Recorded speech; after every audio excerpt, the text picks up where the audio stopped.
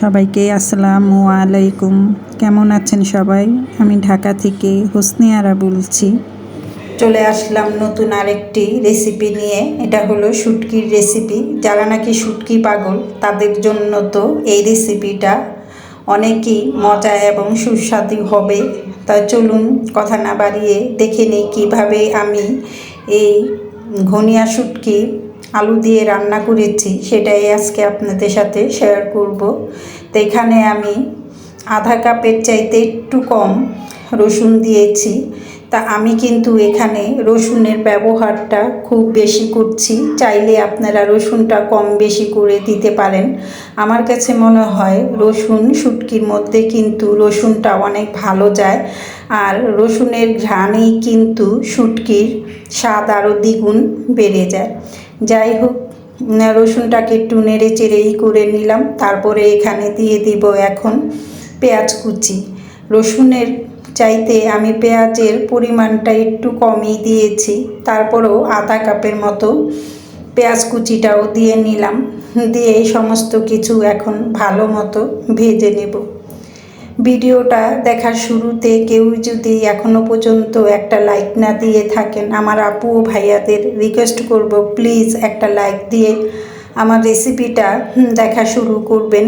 প্রতিদিন তো নানাভাবে নানা ভিডিও দিয়ে থাকি, তা আজকে একটু চাইছি যে আপনাদের সাথে, যেহেতু শুটকিটা এতটা মজা হয়েছে আর অনেকেই কিন্তু শুটকি পাগল, তাই তাদের জন্যই কিন্তু আজকের এই রেসিপিটা। তাই পেঁয়াজগুলো লাল হয়ে গিয়েছে, পেঁয়াজ আর রসুনটা। এখন এখানে আমি একটু মোটা মোটা করেই আলুগুলো কুচি করে নিয়েছি। আপনারা আপনাদের মতো আলুর সাইজটা করে কেটে নেবেন। এখানে আমি 4টা আলু দিয়েছি, তাই আলুর পরিমাণটা বলতে পারছি না কতটুকু, কিন্তু আমার পরিবারের সংখ্যা বুঝেই কিন্তু আমি এখানে আলু 4টে দিয়ে নিয়েছি। তা আলুটাকেও একটু পেঁয়াজের সাথে ভেজে নেব। এইভাবে যদি আলুটা ভালোভাবে ভেজে রান্না করেন তাহলে দেখবেন রান্নার পরে আলুটা কিন্তু একেবারে ঝরঝরা থাকে, আর খেতেও কিন্তু খুব ভালো লাগে।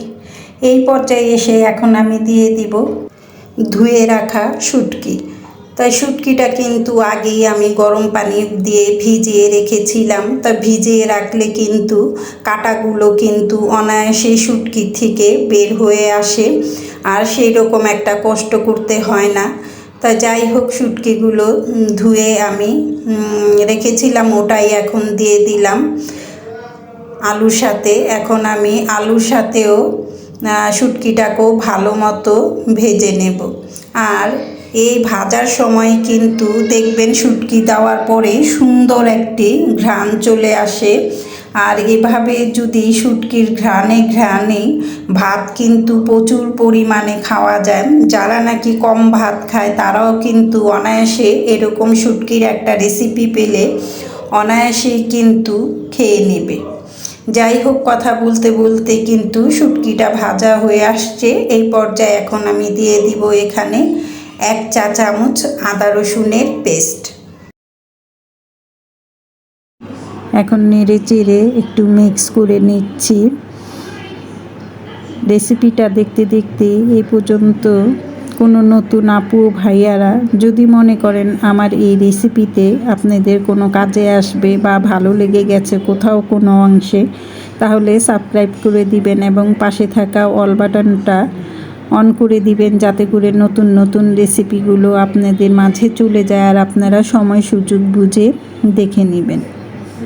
কথা বলতে বলতে আদা রসুনটা ভাজা ভাজা হয়ে গেছে। তারপরে এখানে আমি শুকনো মশলাগুলো দিয়ে দিয়েছি হলুদের গুঁড়ো, দিয়ে দিয়েছি মরিচের গুঁড়ো। তা মরিচের ঝালটা একটু বেশি দিয়েছি ধনিয়ার গুঁড়ো, দিয়ে দিয়েছি জিরার গুঁড়ো 1 চা চামচ করে আমি দিয়েছি। শুধু হলুদের গুঁড়োটা আধা চা চামচের মতন দিয়েছি। দিয়ে দিলাম পরিমাণ মতো লবণ। এখানে আমি 1 কাপের চাইতে আরেকটু পানি দিয়ে একই সাথে আমি এই মশলাটাকে কষিয়ে নেব এবং আলুটাও একেবারে সিদ্ধ হয়ে যাবে।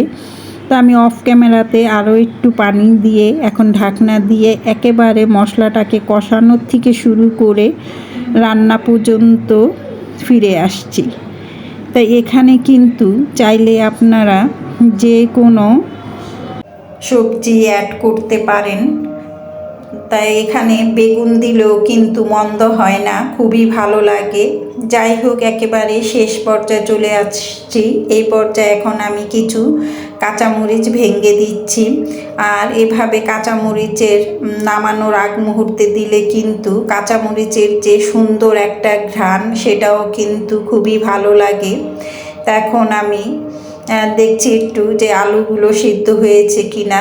একেবারে পারফেক্টলি আলুটা সিদ্ধ হয়েছে। এখন আমি 2 মিনিটের মতো একটু ঢাকনা দিয়ে ঢেকে দিচ্ছি, যাতে করে তেলটা একেবারে উপরে উঠে আসে আর ঝোলগুলো একেবারে শুকিয়ে যায়।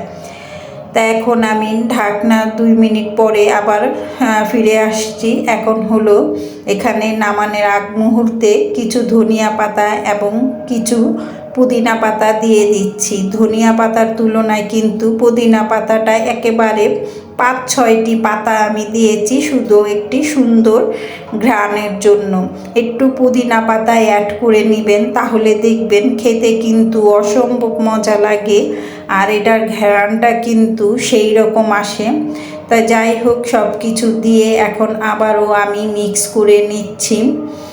তা হয়ে গেল আমার শুটকি দিয়ে আলু। একেবারে ভুনা ভুনা করে ফেলেছি, একবারে দেখতেই পাচ্ছেন যে কোনো পানি নেই। তা কেমন হলো আমার এই আজকের রেসিপিটা কমেন্ট করে জানাবেন। আর চাইলে এভাবে আপনারাও বাসায় কিন্তু ট্রাই করতে পারেন। অনায়াসে কিন্তু গরম ভাতের সাথে এই রেসিপিটা এতটা মজা লাগে যে একবার ট্রাই না করলে বুঝবেন না। আর যারা নাকি শুটকি পাগল, তাদের কথা তো আর বলে বোঝানো যাবে না।